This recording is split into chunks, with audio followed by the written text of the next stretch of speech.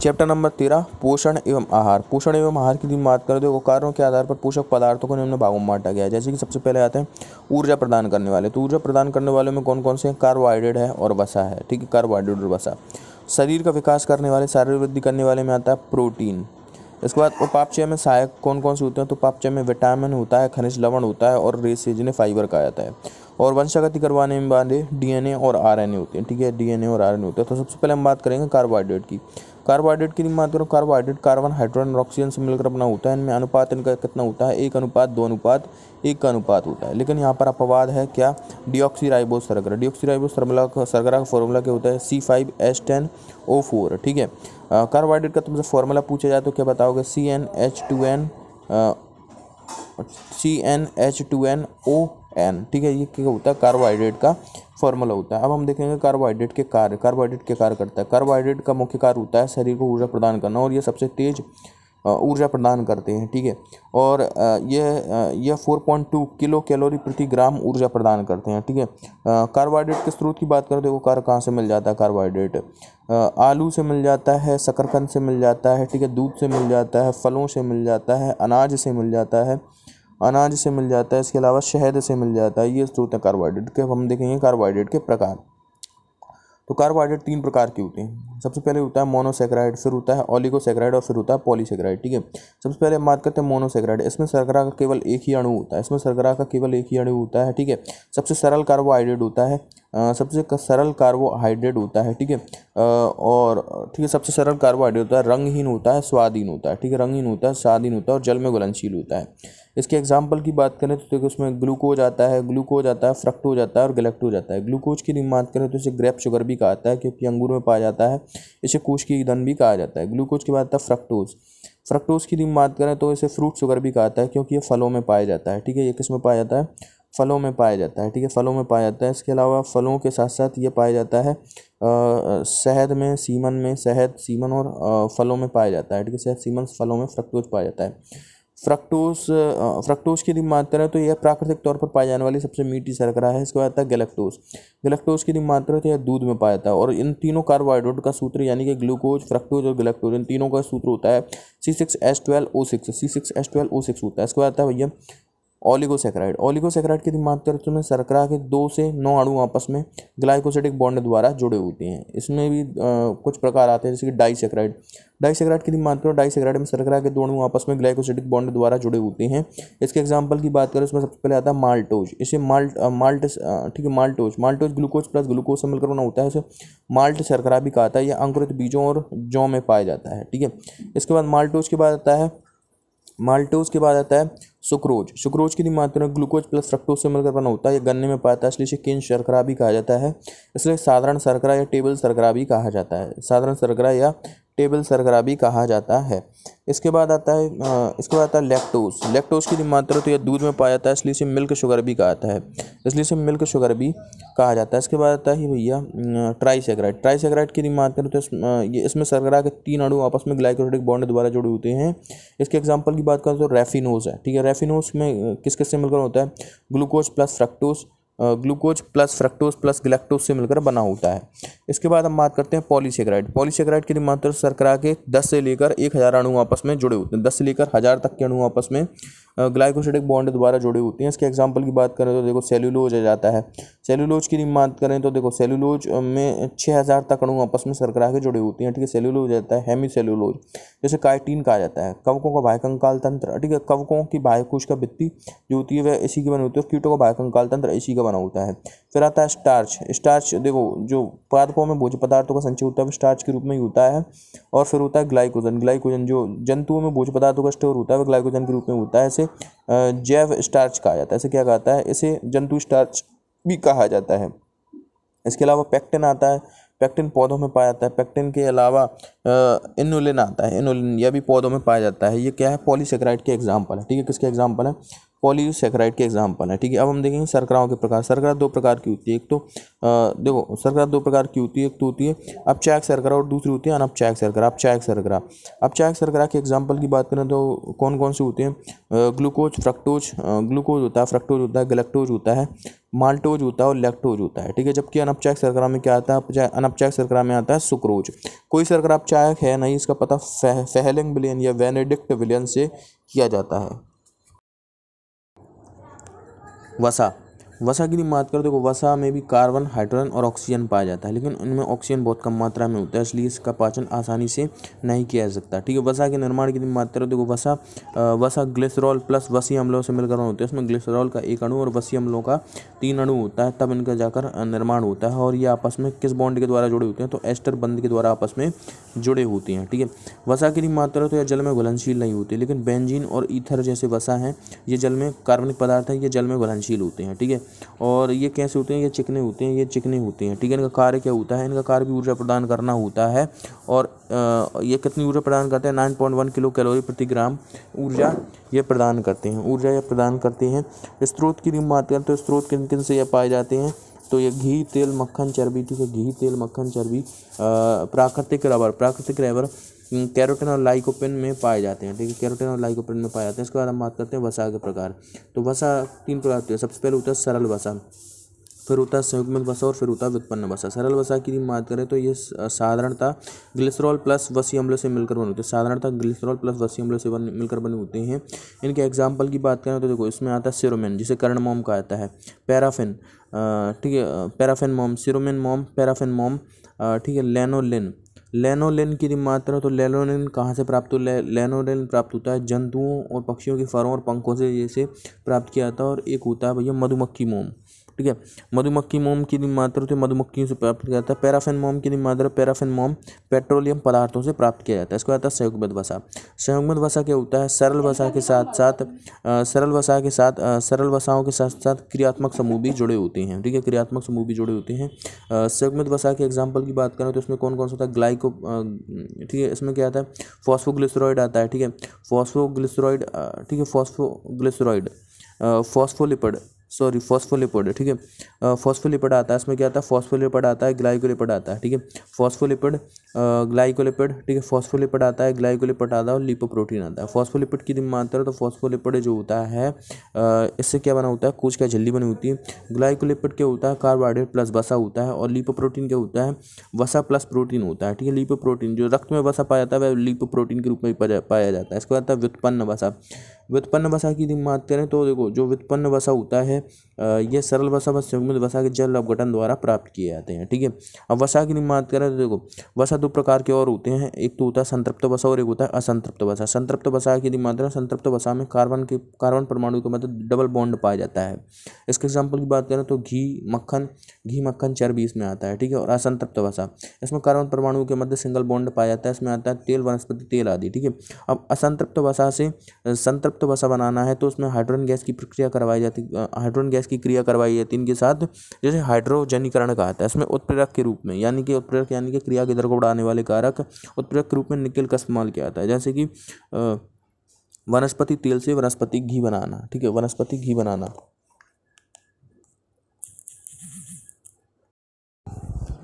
Chapter number 13 का 3। ठीक है, प्रोटीन की बात करो। देखो प्रोटीन के बारे में सर्वप्रथम किसने बताया था? प्रोटीन के बारे में सर्वप्रथम जानकारी वर्जिलियस ने दी थी। प्रोटीन भी कार्बन, हाइड्रोजन और ऑक्सीजन से ही मिलकर बनी होती हैं, लेकिन इनमें नाइट्रोजन, सल्फर और फास्फोरस भी होता है। ठीक है, नाइट्रोजन, सल्फर और फास्फोरस आदि चीज़ें भी होती हैं। ठीक है, प्रोटीन के निर्माण की बात करें, प्रोटीन का निर्माण साधारणतः अमीनो अम्लों से होता है। ठीक है, किससे होता है भैया? अमीनो अम्लों से होता है। प्रोटीन निर्माण की इकाई ये कहलाती है, प्रोटीन की इकाई क्या कहलाती है? अमीनो अम्ल कहलाती है। प्रोटीन निर्माण के लिए 20 प्रकार के अमीनो अम्लों की आवश्यकता होती है। प्रोटीन निर्माण के लिए 20 प्रकार के अमीनो अम्लों की आवश्यकता होती है, जिनमें से 10 अमीनो अम्ल तो शरीर के अंदर ही बन जाते हैं और 10 जो होते हैं वो शरीर के बाहर से प्राप्त किए जाते हैं। जो शरीर के अंदर बनते हैं उन्हें क्या कहता है? अनावश्यक अमीनो अम्ल कहा जाता है, और जो शरीर के बाहर से प्राप्त किए जाते हैं उन्हें क्या कहता है? आवश्यक अमीनो अम्ल कहा जाता है। ये अमीनो अम्ल आपस में किससे जुड़े होते हैं? तो ये पेप्टाइड बॉन्ड के द्वारा आपस में जुड़े होते हैं। ठीक है, पेप्टाइड बॉन्ड से आपस में जुड़े होते हैं। ठीक है, जो शरीर के अंदर बनते हैं 10 अमीनो अम्ल, उनमें से 2 अमीनो अम्ल होते हैं जिनका नाम है आर्जिनिन और हिस्टिडाइन। इन्हें अर्ध आवश्यक अमीनो अम्ल कहा जाता है। आर्जिनिन और हिस्टिडाइन को क्या कहता है? अर्ध आवश्यक अमीनो अम्ल कहा जाता है। अब प्रोटीन के कार्य देखो, प्रोटीन का मुख्य रूप से कार्य क्या है? शरीर का वृद्धि करना, शारीरिक वृद्धि करना, ठीक है। प्रोटीन का कार्य शारीरिक वृद्धि करना, ठीक है। लेकिन यह कुछ मात्रा में क्या होते हैं? ये कुछ मात्रा में वो ऊर्जा भी प्रदान करते हैं। और कितनी ऊर्जा देते हैं? 4.2 किलो कैलोरी प्रति ग्राम ये ऊर्जा देने का काम करते हैं। प्रोटीन जो होते हैं वह उभयधर्मी होते हैं, ठीक है। कैसे होते हैं? उभयधर्मी होते हैं। ये H आयन दे भी सकते हैं और H आयन ले भी सकते हैं, ठीक है। प्रोटीन की के स्रोत की मात्रा देखो, प्रोटीन कहाँ कहाँ से प्राप्त किया सकता है? प्रोटीन की मात्रा देखो, दालों से प्राप्त होता है, सोयाबीन से प्राप्त होता है, कवकों से प्राप्त होता है, और एक शैवाल होता है जिसका नाम है स्पाइरुलिना, ठीक है। स्पाइरुलिना शैवाल, इससे प्राप्त किया जाता है, ठीक है। इससे प्राप्त किया जाता है। अंडे से प्राप्त मिल सकता है प्रोटीन, ठीक है।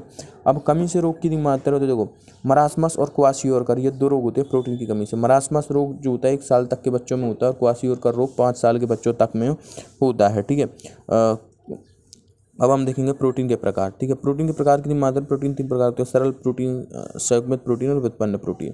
सरल प्रोटीन ये साधारणतः अमीनो अम्लों के ही बने होते हैं। इनके एग्जाम्पल की बात करें सरल प्रोटीन की, ग्लोब्यूलिन, एल्ब्यूमिन और हिस्टोन प्रोटीन। ग्लोब्यूलिन, एल्ब्यूमिन और हिस्टोन प्रोटीन, ठीक है। संयुग्मित प्रोटीन इनके साथ श्रृंखलाएं भी, अमीनो अम्ल के साथ श्रृंखलाएं भी जुड़ी होती हैं। इसके एग्जाम्पल की बात करें क्रोमोप्रोटीन और ग्लाइकोप्रोटीन। और इसके बाद आता है भैया व्युत्पन्न प्रोटीन। ये सरल प्रोटीन और संयुग्मित प्रोटीन के जल अपघटन द्वारा प्राप्त किए जाते हैं। इसके एग्जाम्पल की बात करें तो इनके एग्जाम्पल में क्या आता है? इनके एग्जाम्पल की बात करें पेप्टोन, पेप्टाइड और प्रोटीन्स आते हैं। पेप्टोन, पेप्टाइड, प्रोटीन्स आते हैं, ठीक है। अब कुछ फैक्ट जान ले प्रोटीन से संबंधित। देखो, पूरे विश्व में जीव जंतुओं में सर्वाधिक मात्रा में पाया जाने वाला जो प्रोटीन है वह कौन सा है? रोबिस्को है। लेकिन केवल जंतुओं की बात करें, जंतुओं में सबसे अधिक मात्रा में पाया जाने वाला प्रोटीन कौन सा है? कोलेजन प्रोटीन है, ठीक है। सर्वाधिक विविधता वाला जैवाणु कौन सा है भैया? सर्वाधिक विविधता वाला जैवाणु भी प्रोटीन ही है। और ज़्यादातर एंजाइम जो होते हैं प्रोटीन के बने होते हैं, ठीक है, जो कि जैविक उत्प्रेरक की तरह कार्य करते हैं। इसलिए इन्हें जो कि क्या जैव उत्प्रेरक की तरह कार्य करते हैं, जैविक क्रिया को बढ़ाते हैं, इसलिए इन्हें जैविक उत्प्रेरक भी कहा जाता है। अब हम बात करेंगे विटामिन की। विटामिन की बात करें तो विटामिन की खोज किसने की थी? तो विटामिन की खोज करता है ल्यूलिन, ठीक है। विटामिन की खोज करता कौन है? ल्यूलिन। और विटामिन नाम किसने दिया था? फंक ने दिया था। विटामिन सिद्धांत किसने दिया था? विटामिन सिद्धांत दिया था हॉफकिंस तथा फंक ने, ठीक है। विटामिन सिद्धांत क्या कहता है कि विटामिन वे कारक होते हैं जो उपापचय क्रियाओं में सहायक और रोगों से रक्षा करते हैं, ठीक है, रोगों से रक्षा करते हैं, ठीक है। अब हम बात करेंगे विटामिन के कार्य। तो विटामिन का पहला कार्य क्या नहीं है, ये याद रख लो कि विटामिन बिल्कुल भी ऊर्जा नहीं देता है। विटामिन उपापचय क्रिया में सहायक होता है और विटामिन रोगों से रक्षा करता है, ठीक है। विटामिन क्या करता है? रोगों से रक्षा करता है। अब हम देखेंगे घुलनशीलता के आधार पर विटामिन के प्रकार। तो घुलनशीलता के आधार पर विटामिन 2 प्रकार के होते हैं। पहला तो होता है वसा में घुलनशील KEDA और विटामिन B12, ये क्या है? वसा में घुलनशील। और हम बात करें जल में घुलनशील तो 3 होते हैं PBC, vitamin P, vitamin B और विटामिन C। ये जल में घुलनशील होते हैं तो ये मूत्र के साथ बाहर भी आ जाते हैं, ठीक है, मूत्र के साथ बाहर भी आ जाते हैं। इसके बाद हम बात करेंगे कि विटामिन के बारे में। तो सबसे पहले आता है सबसे पहले विटामिन A आता है। विटामिन A का रासायनिक नाम क्या है? रेटिनॉल है। और इसे जीरोप्थेल्मिक विटामिन भी कहा जाता है, और इसे संक्रमण रोधी भी विटामिन भी कहा जाता है, ठीक है। एंटीजीरोप्थेल्मिक विटामिन या संक्रमण रोधी विटामिन भी कहा जाता है। इसके कार्य क्या है? विटामिन ए के कार्य क्या है? या आँख पर कैरोटीन की अपारदर्शी परत को जमने से रोकता है, ठीक है, जमने से रोकता है। आँखों में केराटिन के जमाव को रोकता है। और केराटिन के जमाव से कौन सा रोग होता है? रतौंधी रोग होता है, तो ठीक है। तो उसकी कमी से, विटामिन ए की कमी से कौन सा रोग होगा? विटामिन ए की कमी से होगा रतौंधी रोग, रात का अंधापन, ठीक है। विटामिन ए के स्रोत की मात्रा तो आम में मिलता है, पपीते में मिलता है, गाजर में मिलता है, ठीक है, कोड लिवर ऑयल में मिलता है, गोल्डन राइस में मिलता है, टमाटर में मिल जाता है, ठीक है। इन सभी में प्रचुर मात्रा में बीटा कैरोटीन होता है जो कि विटामिन ए का निर्माण करता है। अब आता है विटामिन बी। विटामिन बी की मात्रा, विटामिन बी को कॉम्प्लेक्स विटामिन कहता है क्योंकि इसमें बहुत सारे विटामिन पाए जाते हैं। सबसे पहले आता है विटामिन B1। विटामिन B1 का रासायनिक नाम क्या है? थाइमीन है, ठीक है। विटामिन B1 को क्या कहा जाता है? थाइमीन कहा जाता है। इसके कार्य क्या है? ये उपापचय में सहायक होता है, ठीक है, उपापचय में सहायक होता है, ठीक है। इसे ठीक है, एक ट्रिक थी याद करने की। ट्रिक क्या थी भैया? उत्बी थी उत्बी। उपापचय में सहायक होता है, तंत्र की क्रिया में सहायक होता है, और विटामिन B3 के निर्माण में ये सहायक होता है। कौन? Vitamin B1। Vitamin B1 B3 के निर्माण में सहायक होता है। तो इसकी कमी से रोग कौन कौन से होते हैं? इसकी कमी से देखो 3 रोग हैं, ठीक है। पहला तो बेरी रोग, ठीक है, बेरी रोग। दूसरा होता है न्यूराइटिस रोग, और तीसरा है बेरिनेक कोर्साकॉफ सिंड्रोम रोग। बेरिनेक कोर्साकॉफ सिंड्रोम रोग ये अत्यधिक अल्कोहल के सेवन करने से होता है। ठीक है। इसके बाद आता है विटामिन B2। ठीक है, 3 विटामिन है, विटामिन B2, B3 और B5। Vitamin B2, B3, B5 इन तीनों का कार्य एक जैसा है। विटामिन B2 की बात करें तो इसका रासायनिक नाम क्या है? राइबोफ्लोविन। ठीक है, राइबोफ्लोविन या इसे लैक्टोफ्लोविन भी कहा जाता है। राइबोफ्लोविन, लैक्टोफ्लोविन पीला विटामिन या विटामिन G भी इसे कहा जाता है। इसके कार्य की बात करें, उसका कार्य क्या है? इसके कार्य की बात करें तो श्वसन में सहायक होता है और उपापचय में सहायक होता है। श्वसन में और उपापचय में सहायक होता है। ठीक है, तो इसकी कमी से रोग कौन से होते हैं? इसकी कमी से होने वाले रोगों की भी मैं बात करूं, विटामिन B2 की कमी से होने वाले रोग कौन कौन से हैं? ठीक है, विटामिन B2 की कमी से होने वाले रोग कौन कौन से हैं? तो देखो, इससे रोग होते हैं। देखो, 3 रोग इससे प्रमुख रूप से होते हैं। ठीक है, 3 रोग इससे प्रमुख रूप से होते हैं। होंठों का फटना, जीभ का फटना, गाल का फटना। ठीक है, ये फटने वाले रोग होते हैं। होंठों का फटना कौन सा रोग होता है? किलोसिस रोग होता है। ठीक है, होंठों का फटना क्या कहलाता है? किलोसिस कहलाता है। जीभ का फटना क्या कहलाता है? जीभ का फटना ग्लोसाइटिस कहलाता है। ठीक है, ग्लोसाइटिस कहलाता है। होंठों का फटना किलोसिस, गाल का फटना ग्लोसाइटिस और गालों का जीभ का फटना ग्लोसाइटिस और गालों का शुष्क होकर फटना केरेटाइटिस कहलाता है। क्या कहलाता है? केरेटाइटिस कहलाता है। इसके बाद आता है विटामिन B3। विटामिन B3 का रासायनिक नाम की मात्रा, विटामिन B3 का रासायनिक नाम क्या है तुमसे पूछा जाएगा। विटामिन B3 का रासायनिक नाम है निकोटिनिमाइड या नियोसिन। ठीक है, निकोटिनिमाइड या नियोसिन इसे कहा जाता है। इसकी कमी से भी इसका कार्य भी क्या है? यह भी उपापचय में सहायक होता है और श्वसन में सहायक होता है। उपापचय और श्वसन में सहायक होता है। इसकी कमी से रोग कौन से होते हैं? ठीक है, रोग की मात्रा से एक रोग होता है भैया पेलाग्रा रोग और एक होता है 4D सिंड्रोम रोग। ठीक है, पेलाग्रा रोग में क्या होता है?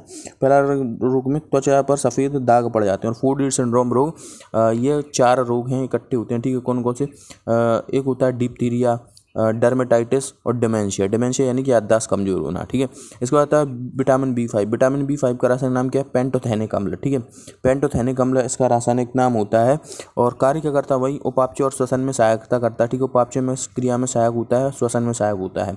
कमी से कौन सा रोग होता है? तो बालों का सफ़ेद होना। ठीक है, बालों का झड़ना इसकी कमी से होता है। बालों के झड़ने के साथ साथ और क्या होता है? बालों के झड़ने के साथ साथ बर्निंग फिट सिंड्रोम रोग होता है। ठीक है, कौन सा रोग होता है? Burning fit syndrome. इसके बाद आता है विटामिन B7। विटामिन B7 का रासायनिक नाम क्या है? बायोटिन है। ठीक है, विटामिन B6 आता है। विटामिन B6 का रासायनिक नाम क्या है? पायरोडॉक्सिन है। विटामिन B6 का रासायनिक नाम पायरोडॉक्सिन है। कार्य क्या करता है? यह प्रोटीन के पाचन में सहायक होता है। ठीक है, ये प्रोटीन के पाचन में सहायक होता है। तो इसकी कमी से कौन सा रोग होता है? पहला तो बाल झड़ना। इसकी कमी से क्या होता है? बाल झड़ना और तेजी से वजन कम होना। शरीर का वजन कम होना, बालों का झड़ना। ठीक है, इसके बाद आता है विटामिन B7। विटामिन B7 का रासायनिक नाम क्या है? विटामिन B7 को बायोटिन कहा जाता है। विटामिन B7 को बायोटिन कहा जाता है। विटामिन HB से कहा जाता है। ठीक है, विटामिन B7 को बायोटिन और विटामिन H के नाम से जाना जाता है। ये कार्य क्या करता है? ये कार्बोहाइड्रेट बसा एवं प्रोटीन के उपापचय में सहायक होता है। ठीक है, कार्बोहाइड्रेट बसा एवं प्रोटीन के उपापचय में सहायक होता है। तो इसकी कमी से रोग कौन कौन से होंगे? इसकी कमी से रोग की बात करें तो देखो, इसकी कमी से डर्मेटाइटिस रोग होता है, यानी कि त्वचा में संक्रमण होता है। डर्मेटाइटिस रोग होता है। कौन सा रोग होता है? डर्मेटाइटिस रोग होता है। इसके बाद आता है विटामिन B9। विटामिन B9 का रासायनिक नाम क्या है? फॉलिक अम्ल। ठीक है, फॉलिक अम्ल इसे कहा जाता है और इसी का एक और नाम है। ठीक है, फॉलिक अम्ल या फिर इसे विटामिन M कहा जाता है। ठीक है, विटामिन M कहा जाता है, फॉलिक अम्ल या विटामिन M कहा जाता है। इसका कार्य क्या है? यह RBC के परिपक्वन में सहायक होता है। ठीक है, RBC के परिपक्वन में सहायक होता है। तो उसकी कमी से कौन सा रोग होता है? अपरिपक्व RBC की मात्रा बढ़ जाती है और इसे क्या कहता है? मेगालोब्लास्टिक एनीमिया कहता है। ठीक है, मेगालोब्लास्टिक एनीमिया रोग कहा जाता है। ठीक है, इसके बाद आता है विटामिन B12। ठीक है, इसका रासायनिक नाम क्या है? सायोकोबालामिन। ठीक है, सायोकोबालामिन, इसके अंदर कोबाल्ट पाया जाता है। ठीक है, कोबाल्ट पाया जाता है। इसके कार्य क्या है? तो यह आरबीसी का निर्माण में सहायक होता है। आरबीसी के निर्माण के साथ साथ डीएनए के निर्माण में भी आरबीसी और डीएनए के निर्माण में सहायक होता है। ठीक है, आरबीसी और डीएनए के निर्माण में सहायक होता है। इसकी कमी से कौन सा रोग होता है? तो इसकी कमी से एनीमिया रोग होता है। ठीक है, एनीमिया रोग होता है। ठीक है, ये चॉकलेट में पाया जाता है। ठीक है, ये चॉकलेट में पाया जाता है और स्पारुलिना शैवाल में भी पाया जाता है। चॉकलेट और स्पारुलिना शैवाल में भी पाया जाता है। इसके बाद आता है विटामिन सी। विटामिन सी का रासायनिक नाम क्या है? एस्कार्बिक अम्ल। ठीक है, विटामिन सी का रासायनिक नाम क्या है? एस्कार्बिक अम्ल या इसे एंटीस्कर्बी विटामिन भी कहा जाता है। ठीक है, ये कार्य क्या करता है? तुमसे पूछा जाए विटामिन सी कार्य क्या करता है? तो विटामिन सी दांतों और मसूड़ों को मजबूती प्रदान करता है, ठीक है, दांतों और मसूड़ों के लिए मजबूती प्रदान करता है। इसके अलावा ये एंटीबॉडीज़ के निर्माण में सहायक होता है, एंटीबॉडीज़ का निर्माण करता है या एंटीबॉडीज़ के निर्माण में सहायक होता है, ठीक है। इसकी कमी से रोग कौन सा होता है? इसकी कमी से स्कर्वी रोग होता है, ठीक है, इसकी कमी से स्कर्वी रोग होता है। स्रोत की बात करो, खट्टे फलों और मिर्च में यह पाया जाता है, खट्टे फल और मिर्च में पाया जाता है। इसको आता है विटामिन डी। विटामिन डी का रासायनिक नाम क्या है? रथ पर एक कैल्सीफेरॉल। विटामिन डी का रासायनिक नाम क्या है? कैल्सीफेरॉल, कैल्सीफेरॉल है, ठीक है। विटामिन डी का रासायनिक नाम क्या है? कैल्सीफेरॉल है। अब ये कार्य क्या करता है? विटामिन डी कार्य क्या करता है? ये हड्डियों को मजबूती प्रदान करने का काम करता है। विटामिन डी क्या करता है? हड्डियों को मजबूती प्रदान करता है और आंतों से कैल्शियम व फॉस्फोरस के अवशोषण में सहायक होता है। आंतों से कैल्शियम व फॉस्फोरस के अवशोषण में सहायक होता है। इसकी कमी से कौन सा रोग होता है? ठीक है, इसकी कमी से भैया रोग होता है रिकेट्स नामक रोग, ठीक है। रिकेट्स बच्चों में होता है और वयस्कों में कौन सा होता है? ऑस्टियोपोरोसिस रोग होता है, ऑस्टियोमलेशिया रोग होता है, ऑस्टियोमलेशिया रोग होता है, ठीक है। स्रोत की बात करते हैं, सूर्य के प्रकाश में त्वचा के नीचे जो परत पाई जाती है जिसे क्या कहता है? कोलेस्ट्रॉल, 7 हाइड्रोक्सी कोलेस्ट्रॉल की परत से यह बनता है और मछली के कोड लिवर ऑयल में भी पाया जाता है। इसके बाद आता है विटामिन ई। विटामिन ई का रासायनिक नाम क्या है? टोकोफेरोल है, ठीक है। विटामिन ई का रासायनिक नाम क्या है? टोकोफेरोल है। यह इसका एक और नाम है, ठीक है, टोकोफेरोल। यह से कहा जाता है भैया एंटी स्टेरिलिटी विटामिन और सुंदरता का विटामिन, एंटी स्टेरिलिटी विटामिन या सुंदरता का विटामिन भी इसे कहा जाता है। ये कार्य क्या करता है? देखो, यह शुक्राणुओं और आरबीसी के निर्माण में सहायक होता है। यह शुक्राणु और आरबीसी के निर्माण में सहायक होता है, या हम कह सकते हैं युग्मक के निर्माण में सहायक होता है और आरबीसी के निर्माण में सहायक होता है। तो इसकी कमी से क्या होता है? इसकी कमी से नपुंसकता और बांझपन आती है, ठीक है, नपुंसकता और बांझपन आता है, ठीक है, नपुंसकता और बांझपन आता है। और साथ ही एनीमिया रोग भी इसी की कमी से होता है, एनीमिया रोग भी इसकी कमी से हो जाता है, ठीक है, एनीमिया रोग भी इसी की कमी से होता है, ठीक है। स्रोत की बात करें तो देखो, साबुत अनाज में मिल जाता है, गेहूं की पत्तियां, पत्तेदार सब्जियों में मिलता है, गेहूं की पत्ती और पत्तेदार सब्जियों में मिलता है विटामिन ई। इसके बाद आता है विटामिन के। विटामिन के की मात्रा, उसका रासायनिक नाम क्या है? फिलोक्विनोन, ठीक है, इसे कहा जाता है फिलोक्विनोन। विटामिन के को फिलोक्विनोन के नाम से जाना जाता है, ठीक है, विटामिन के को फिलोक्विनोन कहा जाता है। या सही एंटी हीमोरेजिक विटामिन कहा जाता है, एंटी हीमोरेजिक विटामिन कहा जाता है। नेप्टाक्विनोन या मेनाक्विनोन भी इसे कहा जाता है, नेप्टाक्विनोन या मेनाक्विनोन भी इसे कहा जाता है। कार्य, चोट लग जाने पर रक्त का थक्का जमाने का काम करता है, ठीक है। यह लीवर में प्रोथ्रोम्बिन का निर्माण भी करता है, ठीक है। रोग की बात करें तो इसकी कमी से रक्त का थक्का नहीं बनता है, ठीक है, रक्त का थक्का नहीं बनता है, ठीक है। इसका स्रोत क्या है? देखो, आंतों में यह है बैक्टीरिया के संश्लेषण, बैक्टीरिया इसके निर्माण में सहायक होते हैं, आंतों में बैक्टीरिया इसके निर्माण में सहायक होते हैं, ठीक है। इसके बाद आता है विटामिन पी। विटामिन पी की बात करें तो देखो, हेस्पेरिडीन इसका वैज्ञानिक नाम होता है या रासायनिक नाम होता है हेस्पेरिडीन, ठीक है, हेस्पेरिडीन। और ये कार्य क्या करता है? रक्त वाहिनियों को मजबूती प्रदान करता है, पारगम्यता एवं मजबूती के लिए जिम्मेदार होता है, ठीक है। स्रोत क्या है? खट्टे फलों में यह पाया जाता है, ठीक है, खट्टे फलों में यह पाया जाता है। इसके बाद हम बात करें विटामिन सी। विटामिन सी ऊष्मा के लिए सबसे ज़्यादा संवेदी होता है, ये गर्म करने पर क्या हो जाता है? नष्ट हो जाता है। विटामिन ए सी ई की बात करें तो यह कैसे विटामिन होते हैं? एंटीऑक्सीडेंट की तरह कार्य करते हैं, एंटीऑक्सीडेंट की तरह कार्य करते हैं, यानी कि विषैले पदार्थों को उदासीन कर देते हैं। इसके अलावा हम बात करें विटामिन, कौन कौन से विटामिन? विटामिन B1, B6 और B12, ठीक है। विटामिन B1, B6, B12 जो होते हैं तंत्र के विकास के में आवश्यक होते हैं, या तंत्र के विकास में आवश्यक होते हैं।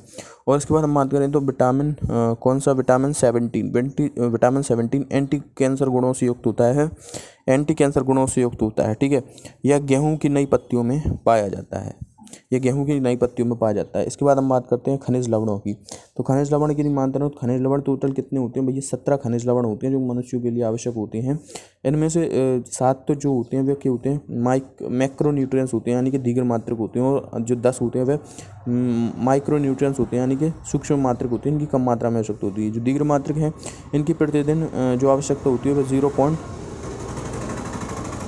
प्रतिदिन की कितनी आवश्यकता होती है? 0.1 ग्राम होती है। और जो सूक्ष्म मात्रक होती है इनकी प्रतिदिन आवश्यकता होती है 0.01 ग्राम, ठीक है, 0.01 ग्राम, ठीक है। अब हम बात करेंगे दीर्घ मात्रक में कौन कौन से आते हैं। तो इसे याद करने के लिए एक ट्रिक है, सोफा के नीचे ठीक है, सोफ़ा के नीचे मेघना और सलमा, ठीक है, मेघना और सलमा के पटाखे, सोफ़ा के नीचे मेघना और सलमा के पटाखे। सोफ़ा से क्या हो जाएगा, सोडियम हो जाएगा, फा से क्या हो जाएगा, फॉस्फोरस हो जाएगा, की से कैल्शियम हो जाएगा। सोफ़ा के नीचे से कुछ नहीं होगा, मेघना से क्या हो जाएगा, मैग्नीशियम हो जाएगा, ठीक है, मेघना और सलमा से क्या हो जाएगा, सल्फ़र हो जाएगा, ठीक है, सल्फ़र। मेघना और सलमा के पटाखे से क्या हो जाएगा, पा से क्या हो जाएगा, पोटेशियम, ठीक है, पोटेशियम हो जाएगा, और पोटेशियम हो जाएगा, और पटाखा का से क्या हो जाएगा, क्लोरीन हो जाएगा। ये 7 जो होते हैं वह दीर्घ मात्रक होते हैं। सूक्ष्म मात्रक की मात्रा की संख्या 10 है, और इन्हें याद करने की ट्रिक क्या है, तो इन्हें याद करने की एक ट्रिक है, और ट्रिक का नाम क्या है, ट्रिक का नाम है मॉल में कोको कोला जैसे फल आए, ठीक है, मॉल में कोका कोला जैसा फल आया, ठीक है, मॉल में कोका कोला मॉल में कोको कोला जैसा फल आया, ठीक है। मॉल से क्या हो जाएगा, मोलिब्डेनम हो जाएगा, ठीक है, मोल से क्या हो जाएगा, मोलिब्डेनम हो जाएगा, में से क्या हो जाएगा, में से मैग्नीज हो जाएगा, ठीक है, मॉल में कोको कोला, ठीक है, को से क्या हो जाएगा, कोबाल्ट हो जाएगा, को से क्या हो जाएगा, क्रोमियम हो जाएगा, ठीक है, को से कोबाल्ट, को से क्रोमियम, और को से कॉपर हो जाएगा, ठीक है, कॉपर हो जाएगा। और ला से क्या हो जाएगा, एल्यूमिनियम हो जाएगा, ठीक है, मॉल में कोको कोला जैसे से क्या हो जाएगा, जिंक हो जाएगा, जिंक हो जाएगा, जैसे से जिंक हो जाएगा, जैसा फल से क्या हो जाएगा, फल से हो जाएगा फ्लोरीन हो जाएगा, ठीक है। आया से क्या हो जाएगा, आया से हो जाएगा आयरन और आयोडीन, ये 10 होते हैं जो सूक्ष्म मात्रक होते हैं।